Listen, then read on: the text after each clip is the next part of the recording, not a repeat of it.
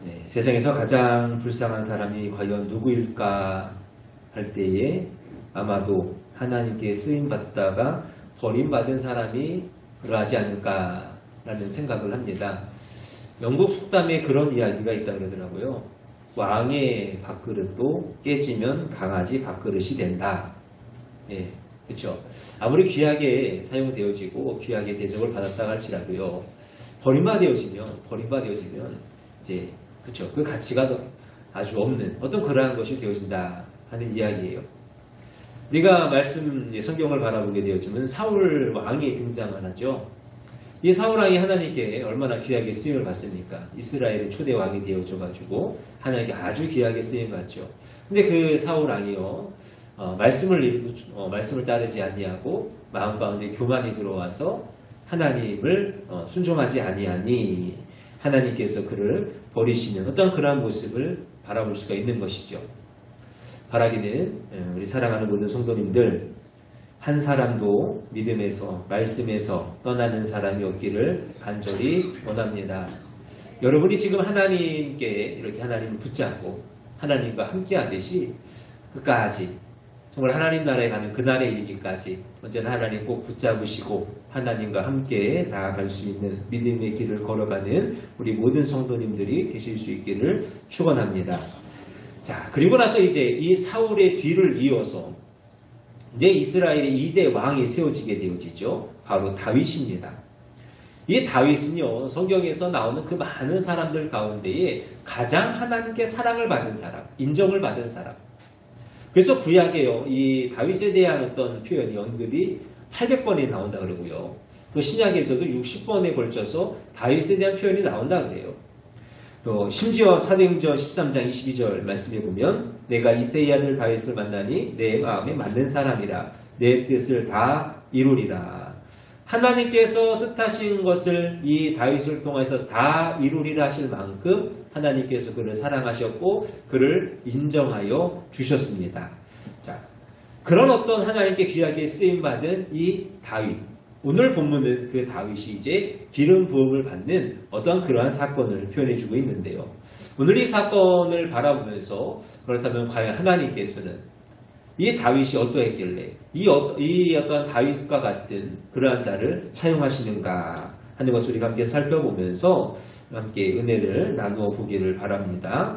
첫째로 하나님은 약한 자를 쓰신다는 겁니다. 사무엘이 이제 하나님의 명령을 받죠. 그래서 기름 부음을 하기 위하여서 왕을 세우기 위하여서 이새의 집으로 가게 되어집니다. 그래서 이새는요 또 자신과 자신의 아들들과 함께 몸을 성결하게 하고 이 사무엘을 기다리고 있어요.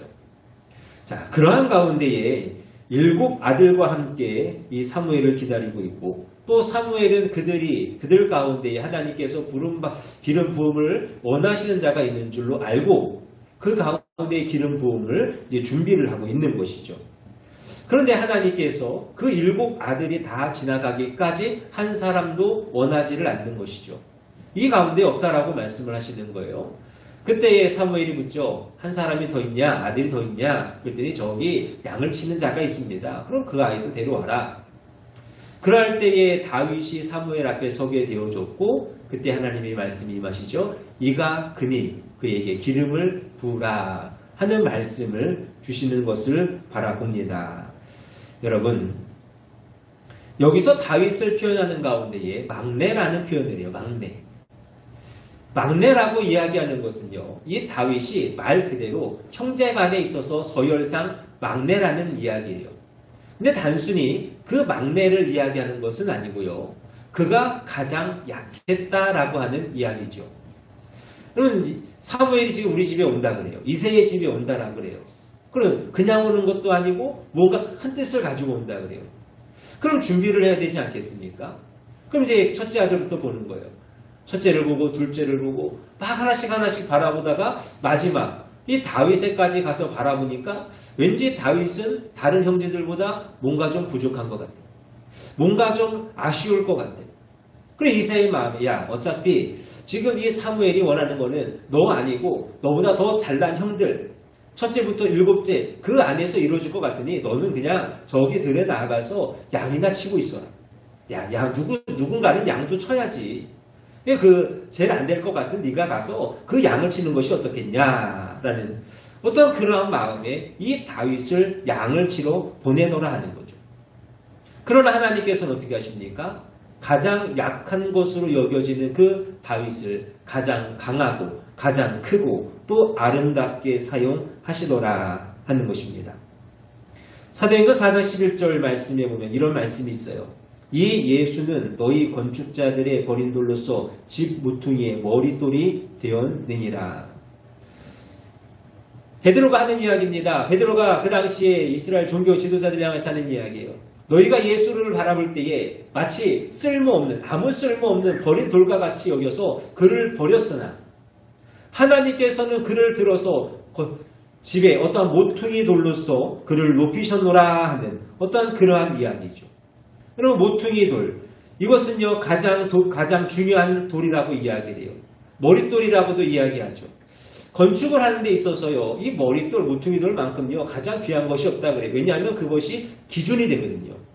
그것이 기준이 되어져 가지고요 가장 귀하게 쓰여지게 되어지고 그래서 마지막에 가서는 그 머릿돌에다가 이름을 쓰는 어떤 그러한 경우가 있죠. 하나님께서 그렇게 하셨다라고 하는 거예요. 너희가 바라봤을 때는 예수라는 자가 아무런 쓸모없는 것처럼 보였겠지만 그런 연약한 자로서 보여졌겠지만 하나님께서는 오히려 그를 들어서 가장 귀한 자로서 높이시는 어떤 그런 은혜를 베풀어 주셨다라고 하는 것이죠. 여러분 이처럼 하나님께서는요 약한 자를 들어서 강한 자를 부끄럽게 하시는 어떤 그러한 하나님이세요. 하나님께서 유대인들을 택하신 것도 마찬가지라고 말씀하죠. 신명기 7장 7절 말씀입니다. 여호와께서 너희를 기뻐하시고 너희를 택하심은 너희가 다른 민족보다 수요가 많기 때문이 아니라 너희는 오히려 모든 민족 중에 가장 적으니라. 민족 중에 가장 수요가 적은 그들을 택하셔서 인류의 구원이라고 하시는 그 구속사에 있어서 가장 중요한 일을 맡기시는 것이 하나님의 역사라고 하는 거예요. 그러한 면에서 보면 우리나라도 하나님의 그러한 택하심의 은혜가 있죠. 우리나라가 사실 얼마나 내세울 게 있겠습니까? 자랑할 것이 있겠어요. 사람이 많습니까? 자원이 많습니까? 그럼에도 불구하고 하나님께서 오늘날 우리를 이렇게 사용하시는 것. 무엇보다도 세계 선교에 있어서 미국 다음으로 가장 많은 선교사를 보내게 하시는 것. 이 모든 것들이 하나님께서 약한 자로서 강하게 만드시는 그러한 은혜의 모습이라 하는 것이죠. 자, 그렇다라고 한다면 이렇게 약한 자를 쓰시는 이유가 무엇일까? 첫째는 약한 자를 통하여서 하나님의 능력을 보여주시기 위함이라는 것. 그럼 모세가 있어요. 모세는 왕자의 신분을 가졌죠. 힘이 있고 능력이 있는 사람이에요. 여러분 그때에는요 하나님께서 이 모세에게 나타나지를 않으셨어요. 모세에게 어떠한 능력을 주지 않으셨어요. 그러다가 이제 모세가 살인자가 되어지고 도망자가 되어져서 40년을 미디안 광야에서 지내게 되어집니다. 가장 약한 자가 되어졌어요. 그때에 비로소 하나님께서 이 모세에게 나타나셔서 모세에게 능력을 주셔서 모세로 하여금 이스라엘을 구원케 하시는 그 역사를 이루어 가셨다라고 하는 것이죠. 여러분 만약에 이 모세가 아직 자신에게 무엇인가 능력이 있고 자신에게 무엇인가 힘이 있고 그럴 때 하나님께서 모세에게 나타나셨다라고 한다면 모세에게 하나님의 능력을 부어주셨다라고 한다면 여러분 어떻게 되어졌겠어요? 그것이 온전히 하나님의 능력으로서 비춰졌겠습니까? 그것이 온전히 하나님의 능력으로 이 세상 가운데 증거가 되어졌을까? 아니죠. 오히려 모세가 한 일로서 모세의 능력으로서 비추어질 수밖에 없다라고 하는 거예요. 또 하나의 이유는 당사자로 하여금 겸손하게 하기 위함입니다. 여러분 사람이요 능력이 있으면요 무엇인가 자신의 것을 드러내기를 원해. 다른 것을 의지하려 하지 않죠. 그리고 결국에 그것이 무엇이 되느냐? 교만이 되어져. 근데 여러분 성경에서 말씀하는 교만은 뭡니까? 죄거든요. 죄예요. 하나님께서 교만한 자는요 저주하시는 거고요. 겸손한 자에게 은혜를 베풀어 주시는 거예요. 교만한 것은 하나님과 원수가 되어진다라고 말씀해요.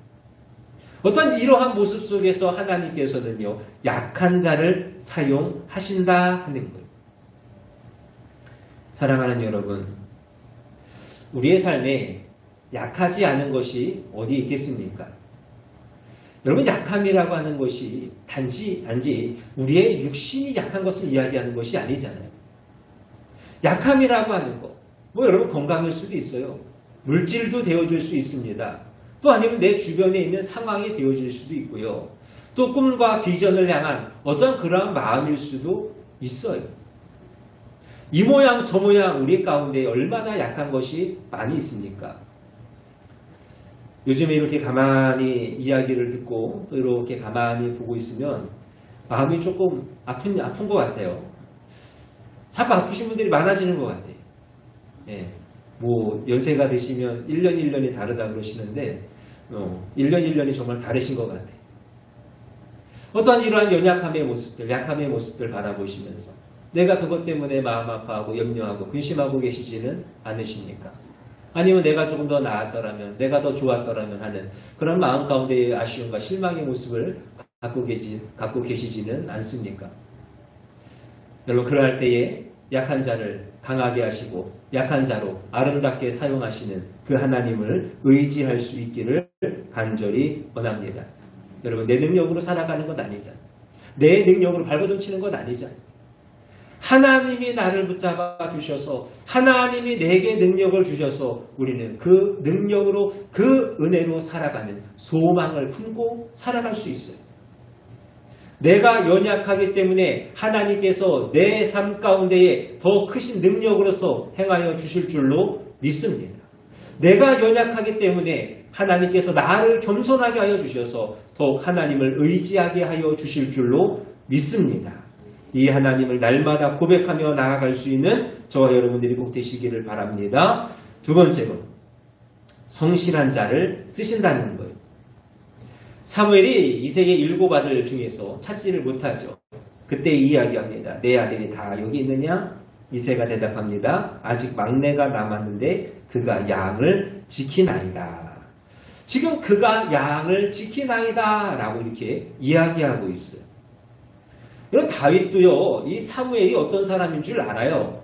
왜냐하면 이스라엘 가운데 이 사무엘은 왕과 같이 아주 유명한 자요. 자신들의 지도자라기 때문에 이 사무엘을 누구나 다 알고 있어요. 그렇다고 한다면 이 다윗도 사무엘이 보고 싶지 않겠습니까? 한번 만나보고 싶지 않겠어요? 근데 아버지가 가서 너는 양을 쳐라. 그랬더니 더 이상 말하지 않냐고 묵묵히 양을 치는 일에 열심을 다하고 있더라 하는 것이죠. 그러면 또 이제 어떤 분들은 그런 이야기도 하세요. 아니 아버지가 이야기했으니까 당연히 가서 양을 쳐야지. 그게 뭐 대단한 일이야 라고 이렇게 이야기하실 수도 있어요. 근데 그런 아들은 늘 우리들의 마음 가운데에 소망이 되어지고 상상이 되어지는 아들이죠. 사실 우리가 사람의 어떤 모습 속에서 또 여러 가지 상황들 속에서 말 잘 듣는 아들은 많지가 않거든요. 뭐 저도 아들이지만 뭐 이렇게 늘 부모님이 하시는 말씀 속에서 늘 순종하는 것은 아니잖아요. 만약에 다윗이 그런 아들이었다. 말을 안 듣는 아들이었다. 여러분 그렇다면 어떻게 했겠어요?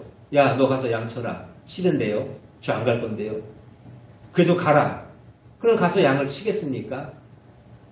심술 맞은 마음 가운데에 양을 내버려 둘 수도 있잖아. 또 나중에 야, 너 오랜다. 아니요, 저 안 갈 건데요? 가라 그럴 땐 언제고? 저 안 갈래요. 라고 이야기할 수도 있지 않겠냐 하는 거예요. 그러나 그럼에도 불구하고 다윗은 성실하게 양을 지켰다는 것이 성경의 말씀이에요. 여러분, 하나님의 일이라고 하는 것은 높은 것도 없고 낮은 것도 없습니다. 귀한 것도 없고 천한 것도 없어. 그저 자신이 맡은 그 자리에서 최선을 다하는 것, 그것이 바로 하나님이 기뻐하시는 일이라고 하는 것이죠. 여러분 성경의 말씀을 가만히 바라보시면 하나님께서 쓰시는 사람들은요, 성실한 사람이에요. 여러분 요셉이 있잖아요. 종살이 하는 가운데도 얼마나 성실합니까? 가정의 총무가 되어졌어요. 옥살이 하는 가운데에서도 얼마나 성실합니까? 그 안에서도 그것들을 관리하는 어떤 그러한 자리를 차지하잖아요. 여러분 엘리사는요, 언제 하나님의 음성을 듣느냐, 하나님을 만나냐? 밭에서 밭을 갈다가 그 가운데 하나님을 만나게 되어지거든요. 또 베드로는요, 바다에서 그물을 정비하는 가운데에 예수님을 만나게 되어지는 것. 또 모세는 미디안 광야에서 자기 이들의 양을 치는 가운데에 하나님의 부르심을 받습니다. 베들레헴 목자들도요, 자신들의 양을 치던 가운데에 천사의 음성을 듣고 예수님께 경배하러 나아가는 그러한 모습들을 바라보는 것. 이처럼 하나님께서 쓰시는 사람은 자신에게 맡겨진 그 자리에서 최선을 다하는 사람이에요. 약해도 괜찮습니다. 부족해도 괜찮습니다. 그러나 하나님 앞에 성실하게 살아가는 것, 그 사람을 하나님께서는 사용하신다는 것. 그리고 성경에 보면요, 하나님께서 심판하시는 것에 대한 말씀이 나와요. 그 가운데 기준이 되어지는 것이 있는데 그 중에 가장 큰 것은 당연히 믿음이죠. 믿음이 있어야 됩니다. 그리고 그 가운데 또 나오는 말씀이 뭐가 있냐면 충성되는 것, 충성되는 것. 어느 주인이 이제 자신의 어떤 재산을 맡기고 먼 곳에 이제 나가게 되어지죠. 3명의 하인에게 5달란트, 2달란트, 1달란트를 맡기게 되어집니다. 주인이 돌아왔어요. 5달란트, 2달란트 맡은 자는 열심히 했습니다. 그때 주인이 하는 말이 뭐예요? 착하고 충성된 종아, 주인의 즐거움에 너희가 참여하리라 하시는 말씀을 주셔요. 그런데 1달란트 맡은 자는 어떻게 했습니까? 안 했어요. 성실하지 않았어요. 충성되지 않았어요. 악하고 게으른 종아, 어두운 가운데 어두운 데로 네가 쫓겨나게 되어지리라 하는 그러한 말씀을 주시는 것을 바라보는 것이죠. 사랑하는 여러분, 하나님께서 주시는 그 자리, 그것이 가장 귀한 자리든 천한 자리든 높은 자리든 낮은 자리든 내가 원하든 내가 원하지 않든 나에게 허락하시고 나에게 보내신 그 자리에서 날마다 힘을 다하여 살아갈 수 있는 저와 여러분들이 되시기를 간절히 바랍니다. 지글러라고 하는 사람이 이런 말을 해요. 인생의 고도를 결정하는 것은 그의 재능이 아니라 그의 삶의 태도다. 인생이 고도가 되어 가치가 있어지는 것, 내 인생의 값이 높아지는 것은 내게 어떤 능력, 어떤 재능, 이것이 아니라고 하는 거예요. 내가 이 삶을 어떻게 살아가는가 하는 삶의 자세가 나를 그렇게 만들어간다라고. 여러분에게 주어지는 그 삶에 있어서 날마다 성실하셨으면 좋겠어요. 공부하시는 분들, 공부하는 가운데 성실하셔야죠. 사업하시는 분들요, 또 그 안에서 열심히 성실하게 감당하셔야죠. 또 직장 다니시는 분들도 마찬가지. 내게 주신 그 자리에서 성실하게 살아가는 거예요.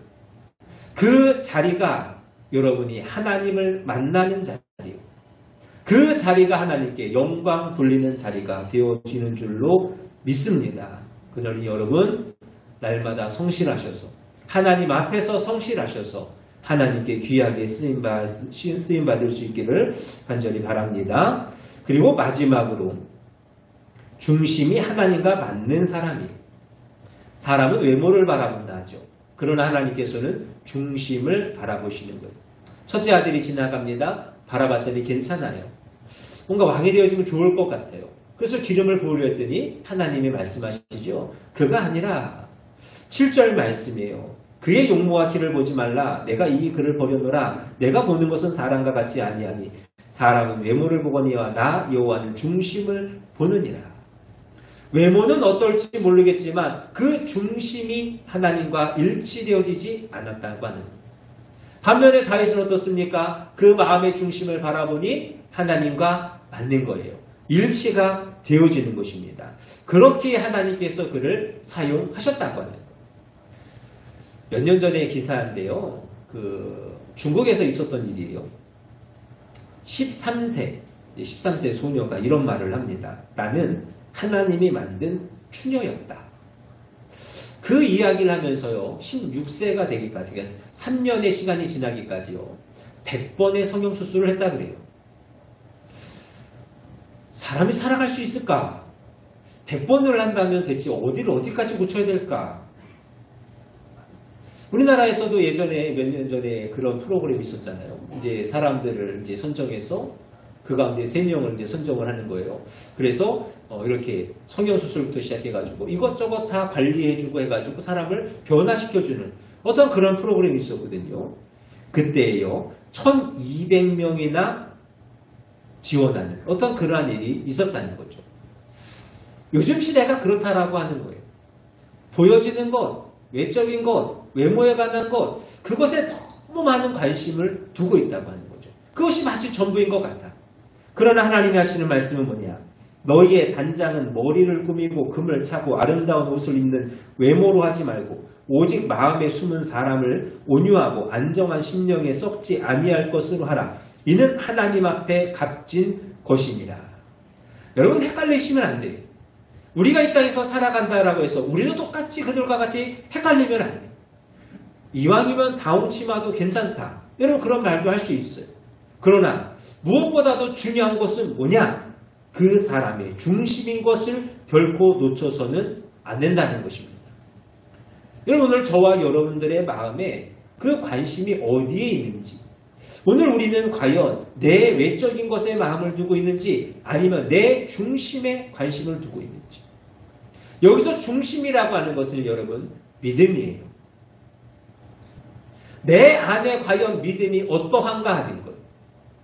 가인과 아벨의 제사를 드립니다. 그런데 두 사람의 제사는요, 그냥 그 형식만 놓고 바라봐서는요, 무언가 탓할 것이 없어. 무언가 누구를 우열을 가릴 만한 것이 없어. 그런데 하나님께서 가인의 제사는 받으시고요, 아벨의 제사는 받지 않으셨죠. 거기서 이것을 향하여서 히브리서 11장 4절은 이렇게 이야기합니다. 믿음으로 아벨은 가인보다 더 나은 제사를 하나님께 드림으로 의로운 자라 하시는 증거를 얻었으니 하나님이 그 예물에 대하여 증언하심이라. 그가 죽었으나 그 믿음으로써 지금도 말하느니라. 믿음으로 하나님께 나아가니 그를 하나님께서는 받으셨고 그를 기뻐하셨고, 그러나 그 마음의 중심에 믿음이 없으니 하나님께서는 받지 아니하셨노라 말씀하는 것. 사랑하는 여러분, 오늘 저와 여러분들의 이 마음 가운데 있는 우리의 중심에 있는 그 믿음이 어떠한가? 그 믿음에 오늘 우리의 모든 마음이 있기를 간절히 원합니다. 과연 내 믿음이, 내 그 마음이 하나님께서 나를 기뻐하실 만한 것인가? 내가 오늘을 살아가고 내게 오늘 주어지는 많은 일들을 함에 있어서 내 생각과 내 관심의 모든 것들이 다 세상에 있고 내 유익과 나의 어떤 즐거움에 있고 보여진 어떤 그런 것에 다 우리의 것이 쏟아져 있는 어떤 그러한 마음, 그러한 가인과 같은 마음은 아닌지. 바라기는 오직 우리의 마음을, 우리의 믿음을 하나님께 드리며 나아갈 수 있는 저와 여러분들이 되실 수 있기를 바랍니다. 여러분, 하나님께 쓰임 받아야죠. 사울처럼 버림받아지는 것이 아니라 끝까지 다윗과 같이 하나님께 귀하게 쓰임바 되셔야죠. 그렇다라고 한다면 여러분, 믿음을 위하여서 발버둥치십시오. 내 안의 믿음을 위하여서 더욱 믿음으로 살아가고 굳건한 믿음에 서기 위하여서 날마다 발버둥치고 더욱 애쓰며 힘쓰며 나아갈 수 있는 저와 여러분들의 삶이 꼭 되실 수 있기를 간절히 축원합니다. 말씀을 정리합니다. 성공적인 삶, 가치 있는 삶, 복된 삶은 과연 무엇일까? 하나님의 손에 잡혀서 쓰임받는 삶인 줄로 믿습니다.